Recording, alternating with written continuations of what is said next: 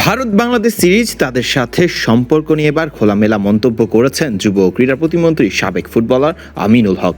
জানিয়েছেন বর্তমান সরকার বেশ গুরুত্ব দিচ্ছে ক্রীড়া কূটনীতিকে। আশার আলো দেখলো তাহলে ভারতের ক্রিকেট দলের বাংলাদেশ সফর। সবকিছু ঠিক থাকলেই মাঠে গড়াতে পারে বাংলাদেশ ভারত সিরিজটি। তবে শেষ পর্যন্ত ঠিক কোথায় যে সব থামবে, ক্রীড়া ও যুব প্রতিমন্ত্রীর কথায় সুভাষ পাওয়া যাচ্ছে সিরিজ মাঠে গড়ানোর। ভারতের সাথে সিরিজ মাঠে গড়ানোর সুযোগ কতটুকু? ভারত কি আসবে বাংলাদেশ সফরে?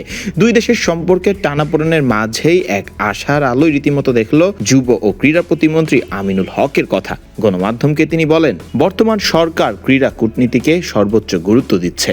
আর ক্রিকেট যেহেতু আমাদের জন্য একটি মর্যাদার জায়গা, বিশ্ব ক্রিকেটে বাংলাদেশের ক্রিকেটেরও একটি শক্ত অবস্থান রয়েছে।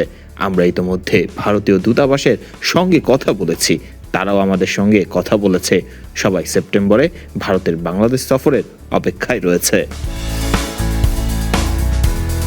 শুধু এই নয়, অতীত ভুলে ভারতের সাথে ক্রীড়া কূটনীতিকে গুরুত্ব দিয়ে সম্পর্ক এগিয়ে নিতে চান ক্রীড়া প্রতিমন্ত্রী। তিনি আরও বলেন, ভারত বাংলাদেশে এলে অতীতে ঘটে যাওয়া একটি ছোট ঘটনার কারণে যে উত্তেজনা তৈরি হয়েছিল সেটি আমরা অতিক্রম করতে পারবো বলে মনে করি। আশা করি ক্রীড়া কূটনীতি, পারস্পরিক যোগাযোগ ও দুই দেশের চলমান সম্পর্ক আরও এগিয়ে যাবে। এর আগে শেষ বাংলাদেশ সফরে ভারত এসেছিল সেই 2022 সালে। সেই সিরিজে ওয়ানডেতে পরাজিত ভারত আর আসেনি বাংলাদেশ সফরে। যদিও 2025 সালে মাঠে গড়ানোর কথা বাংলাদেশ ভারত এই সিরিজটি।